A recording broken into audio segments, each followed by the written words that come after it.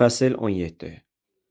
Jonas Folkman bu saatda bomboş qalan 52-ci küçə boyunca şərqə doğru addımlayarkən soyuqdan donmuş əllərini nəfəsi ilə isitməyə çalışırdı. Hava olduqca soyuq idi və bel çantasındakı əlyazma ona mənəvi bir ağırlıq yükləmişdi. Xoşbəxtlikdən 24 saat açıq olan çap mərkəzi cəmi bir məhəllə irəlidə 7-ci prospektin o tayında yerləşirdi.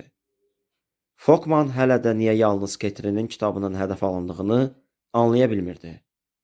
PRH bazasında saysız hesabsız əlyazmalar, nəşriyyatın gəlirinin əsasını təşkil edən kitablar vardı. Bu heç bir məntiqə sığmırdı. Folkman artıq şübhələnməyə başlamışdı ki, bəlkə də bu hücum kitab piratlığı deyil, tamam başqa bir şeydi. Folkmandan təxminən 20 metr qabaqda qara bir furqon səki kənarında dayanmışdı və mühərrikini söndürmədən gözləyirdi. Folkman instinktiv olaraq addımlarını yavaşlatdı. Biraz sonra bu şübhənin yersiz olduğunu anlayıb rahatladı. Sürücü fit çala-çala əlindəki planşetə baxırdı.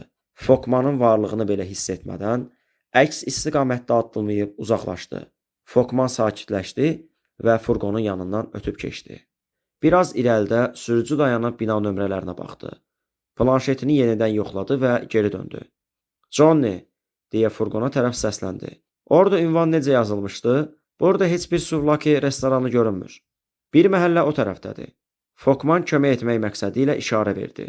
7-cidən dərhal sonra.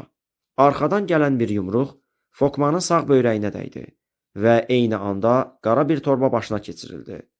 Nə baş verdiyini anlamağa belə macal tapmamış, iki cüt güclü əl onu yerdən qaldırıb furqonun içinə atdı.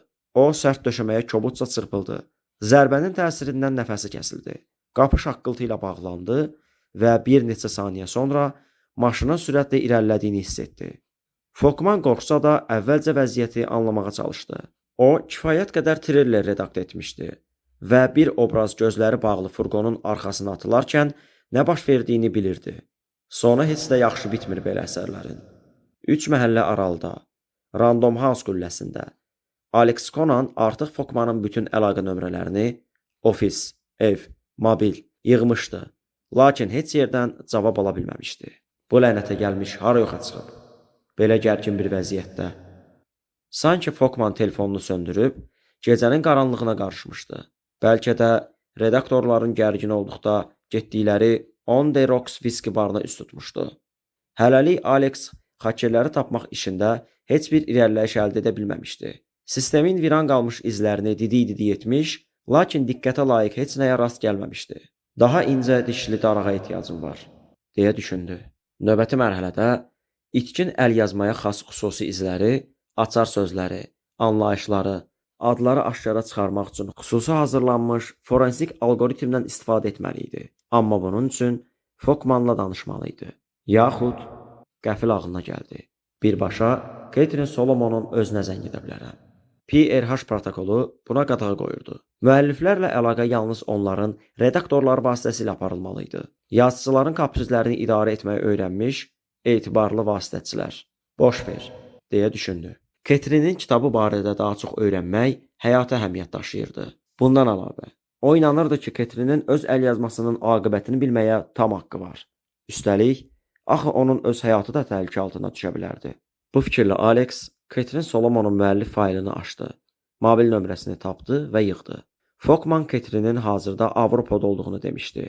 Demək səhəri yenicə qarşılayırdı. Alex onu yuxudan oyatsa belə, fövqəladə hal olduğu üçün anlayışla qarşılayardı. Catherine'in telefonu 4 dəfə çaldıqdan sonra səsli mesaja keçdi. Lənəti gəlsin. Alex qısa bir ismarız buraxaraq özünü təqdim etdi və dərhal ona zəng vurmasını xahiş etdi. Sonra yenidən Folkmanın mobil nömrəsini yığdı. Cavab yenə yox idi. Məhz o an Folkmanın Catherine'in başqa bir müəlliflə səyahət etdiyini deməsi yadına düşdü. Harvard professoru Robert Langdon. PRH bazasında o da var, deyə düşündü.